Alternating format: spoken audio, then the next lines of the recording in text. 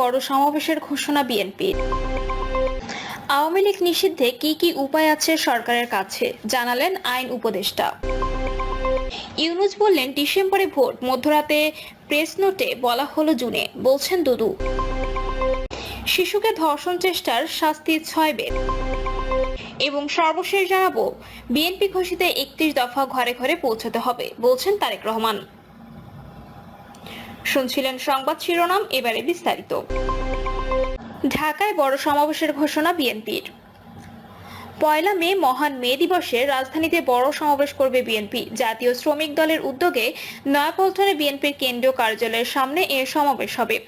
বিকালে গুলশানে বিএনপির চেয়ারপারসন খালেদা জিয়ার রাজনৈতিক কার্যালয়ে আয়োজিত সংবাদ সম্মেলনে এ তথ্য জানান দলটির স্থায়ী কমিটির সদস্য নজরুল ইসলাম খান। নজরুল ইসলাম খান বলেন, 1 মে বেলা 2টায় নয়াপল্টনে শ্রমিক সমাবেশ অনুষ্ঠিত হবে। এতে বিএনপির ভারপ্রাপ্ত চেয়ারম্যান তারেক রহমান ভার্চুয়ালি যুক্ত হয়ে প্রধান অতিথির বক্তব্য দেবেন।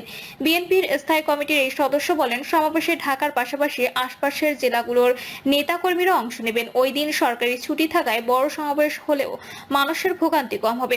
ঢাকার পাশাপাশি দেশের সব মহানগর ও জেলা শহরে স্থানীয় শ্রমিক দলের উদ্যোগে সমাবেশ অনুষ্ঠিত হবে বলেও জানান নজরুল ইসলাম খান। এ সময় সাংবাদিকদের এক প্রশ্নের জবাবে এই বিএনপি নেতা বলেন, শ্রম সংস্কার কমিশন যে প্রতিবেদন জমা দিয়েছে তা বিএনপির সমর্থন করে। আওয়ামী লীগ নিষিদ্ধে কি কি উপায় আছে সরকারের কাছে, জানালেন আইন উপদেষ্টা। সব দল যদি ঐক্যমত্যভাবে প্রস্তাব করে আওয়ামী লীগ নিষিদ্ধ করা হোক অথবা নির্বাচনে অংশগ্রহণ করতে না দেওয়া হোক বা কোনো আদালতের রায়ের পর্যবেক্ষণে যদি এই বিষয়টি আসে, তখন অবশ্যই সেই অনুযায়ী ব্যবস্থা নেবে সরকার। আইন উপদেষ্টা বলেন, অন্তর্বর্তী সরকারের প্রধান উপদেষ্টা অধ্যাপক ডক্টর মোহাম্মদ ইউনূস নির্বাচনের যে টাইমলাইন দিয়েছেন এর কোনো রকম ব্যত্যয় হবে না, তার কথা সবার বিশ্বাস করতে হবে। অন্তর্বর্তী সরকার গঠন প্রক্রিয়ায় আপনার বিশেষ ভূমিকা ছিল, ওই সময় আপনার সামনে কি কি চ্যালেঞ্জ ছিল? জবাবে অধ্যাপক ডক্টর আসিফ নজরুল বলেন, আমি এটা নিয়ে এখনই বিস্তারিত বলতে চাই না, কারণ আমি তো গোপনীয়তার শপথ নিয়েছি। ব্যক্তিগত ভূমিকার চেয়ে সরকারের প্রতি আমার যে দায়িত্বশীলতা সেটার দিকে বেশি লক্ষ্য রাখা উচিত, ফলে আমি বিস্তারিত বলবো না। শুধু এটুকু বলবো, আমার প্রচেষ্টা ছিল অভ্যুত্থানের পক্ষে যত শক্তি আছে তাদের মধ্যে যেন ঐক্য থাকে এবং গণ অভ্যুত্থানের নেতৃত্ব দানকারী ছাত্র নেতাদের ভয়েসটা যেন যথেষ্ট সম্মান ও গুরুত্বের সঙ্গে গ্রহণ করা হয়, সেই প্রচেষ্টা ছিল। তিনি বলেন, ওই সময় আমি সবার মধ্যে এক ধরনের কঠিন ঐক্য, সমঝোতা, পরস্পরকে বোঝার প্রচেষ্টা, পরস্পরের প্রতি শ্রদ্ধাবোধ দেখেছিলাম। অন্তর্বর্তী সরকার গঠনের পরবর্তীকালে কোনো সময়ে যেটার অভাব দেখেছি এবং তা দেখা মাত্র আমার মনে আশঙ্কা তৈরি হয় যে গণ অভ্যুত্থানের পক্ষ শক্তির মধ্যে মতভেদ থাকবে, মতভিন্নতা থাকবে, কিন্তু বড় ধরনের কোনো বিরোধ যেন না থাকে। ওই সময়ে মতবিরোধ থাকলে আমরা কঠিন চ্যালেঞ্জগুলো মোকাবিলা করতে পারতাম না।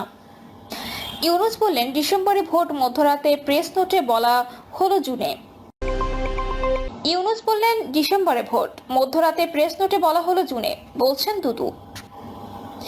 নির্বাচনের জন্য আন্দোলনের দরকার নেই বলে মন্তব্য করেছেন বিএনপির ভাইস চেয়ারম্যান শামসুজ্জামান দুদু। সকাল 10:30টার দিকে কুড়িগ্রাম জেলা শহরের আলমাস কমিউনিটি সেন্টারে আয়োজিত এক কর্মশালায় তিনি কথা বলেন। শামসুজ্জামান দুদু বলেন, অন্তর্বর্তী সরকারের প্রধান উপদেষ্টা ডক্টর ইউনূস সম্প্রতি ডিসেম্বরে নির্বাচন করবেন বলেছিলেন, তারপর আবার মধ্যরাতে সংশোধন করে প্রেস নোট দিয়ে জুনে নির্বাচনের কথা বলেছেন। দেশের কল্যাণে ও স্থিতিশীল পরিস্থিতি ফিরিয়ে আনতে জাতীয় নির্বাচনের বিকল্প নেই। আমরা চাই যত দ্রুত সম্ভব সংস্কার করে নির্বাচন দেওয়া হোক, এজন্য আন্দোলনের দরকার নেই। তিনি আরো বলেন, 31 দফা বিএনপির একার না, বিএনপি কি করবে ক্ষমতায় গেলে সে প্রসঙ্গগুলো 31 দফায় বিস্তারিত আছে। সংস্কারের প্রশ্নে বাংলাদেশকে এগিয়ে নেওয়ার জন্য 31 দফার বিকল্প নেই। শিশুকে ধর্ষণ চেষ্টার শাস্তি 6 বেত। লক্ষ্মীপুরের রামগতিতে 7 বছরের এক কন্যা শিশুকে ধর্ষণ চেষ্টার অভিযোগ পাওয়া গেছে। এই ঘটনায় শিশুটির আত্মীয় মোহাম্মদ মাকসুদকে শাস্তি হিসেবে 6 বেত ও কান ধরে উঠবাস করিয়ে গ্রাম ছাড়া করেছেন স্থানীয় মাতব্বররা। জানা গেছে, ভুক্তভোগী শিশুটির বাবা একজন রিকশা চালক, আলেকজান্ডার বাজার নিকটবর্তী একটি ভাড়া বাসায় পরিবার নিয়ে থাকেন। সেখানে স্থানীয় একটি কিন্ডারগার্টেন প্রথম শ্রেণীতে পড়াশোনা করে শিশুটি। ঘটনার দিন সকালে শিশুর মা শিশুটিকে তার দাদের কাছে রেখে বোনের শিশু সন্তানের চিকিৎসার জন্য লক্ষ্মীপুর সদর হাসপাতালে যান। শিশুটির বাবাও প্রতিদিনের মতো রিকশা নিয়ে বেরিয়ে পড়েন। এই সুযোগে মাকসুদ শিশুটির ঘরে ঢুকে শিশুটিকে একা পেয়ে তার পরনের পায়জামা খুলতে চেষ্টা করে। শিশুটি পায়জামা খুলতে না চাইলে জোর চেষ্টা চালায় এবং চিরুনি দিয়ে মারতে থাকে। এ সময় পাশের রুমে থাকা প্রতিবেশী এক নারী টের পেয়ে ঘরে কে আছেন ডাক দিয়ে মাকসুদ শিশুটিকে ছেড়ে দিয়ে দৌড়ে সটকে পড়ে। ভুক্তভোগী শিশুটির মা বলেন, আমার মেয়েকে তার দাদির কাছে রেখে আমি বোনের ছেলের চিকিৎসার জন্য লক্ষ্মীপুর সদর হাসপাতালে যাই। বাড়িতে এসে জানতে পারি আমার শাশুড়িকে অন্যত্র পাঠিয়ে মাকসুদ আমার মেয়েকে ধর্ষণের চেষ্টা করে। পরে জানাজানি হলে স্থানীয় গণ্যমান্য ব্যক্তিরা অভিযুক্ত মাকসুদকে 6 বেত দিয়ে কান ধরে উঠবাস করিয়ে মুসলেখা নিয়ে গ্রাম ছাড়া করেন। রামগতি থানার অফিসার ইনচার্জ কবির হোসেন বলেন, শিশুটির মা বাবা বাড়িতে না থাকার সুযোগে ফাঁকা ঘরে একা পেয়ে মাকসুদ নামের এক ব্যক্তি শিশুটিকে ধর্ষণের চেষ্টা করার বিষয়ে অভিযোগ পেয়েছেন। এ বিষয়ে প্রকৃত কারণ জেনে আইনগত ব্যবস্থা নেওয়া হবে। বিএনপি ঘোষিত 31 দফা ঘরে ঘরে পৌঁছাতে হবে বলছেন তারেক রহমান।